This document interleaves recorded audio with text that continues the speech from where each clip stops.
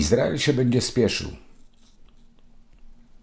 To nie jest tak, że Izrael sobie teraz da czas na odwet. Izrael w swoich poczynaniach będzie się spieszył.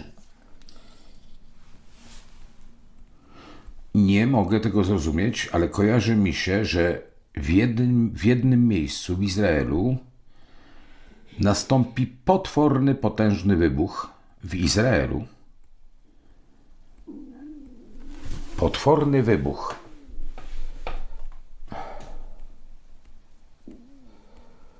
Będzie coś zrzucone, ale jedno.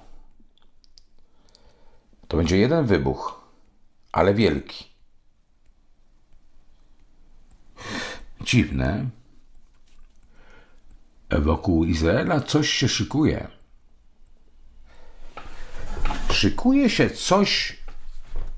Kilka państw szykują coś wedle Izraela. Być może to będzie według poczynań Izraela. Być może to jeszcze nie teraz. Ale czuję dość niedługo potężny wybuch w Izraelu. Wybuch, a potem będzie dużo ognia. I to się stanie w Izraelu. Nawet mi się kojarzy, że to bardziej w kierunku południowym Izraela będzie. Czyli nie od Libanu tutaj, tylko bardziej na południe Izraela. Będzie potężny wybuch. A potem ogień.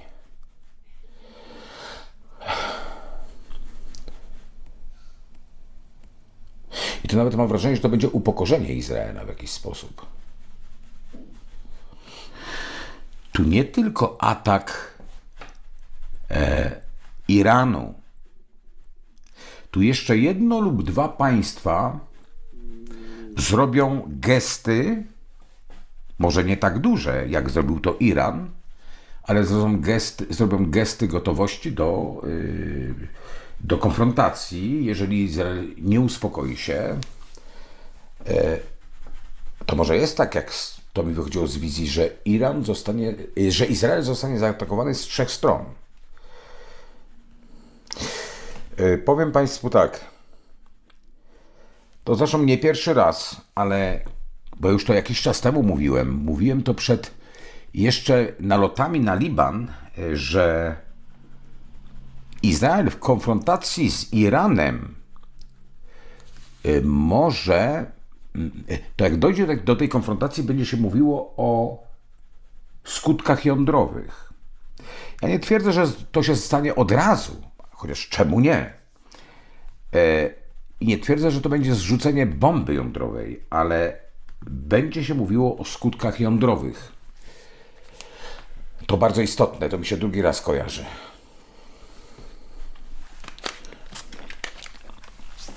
Netanyahu będzie chciał jak najszybciej wciągnąć Stany Zjednoczone i kilka innych państw w tą wojnę.